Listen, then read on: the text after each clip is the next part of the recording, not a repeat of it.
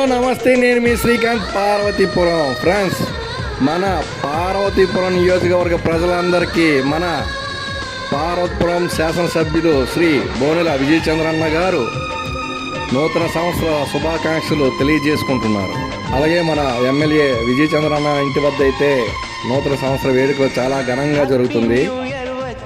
Telugu Desam party నాయకులు, కార్యకర్తలు, ప్రజలు చాలామంది అన్నగారికి అయితే నూతన సంవత్సర శుభాకాంక్షలు తెలియజేసుకుంటున్నారు. విజయ్ చంద్రన్న గారు అయితే మన పార్వతీపురం నియోజకవర్గ ప్రజలందరూ హ్యాపీగా ఈ నూతన సంవత్సరం జరుపుకోవాలని, హ్యాపీగా ఉండాలని, వారి కష్ట సుఖాల్లో భగవంతుడు ఎల్లప్పుడూ తోడుగా ఉండాలని అన్నగారైతే కోరుకోవడం జరుగుతుంది.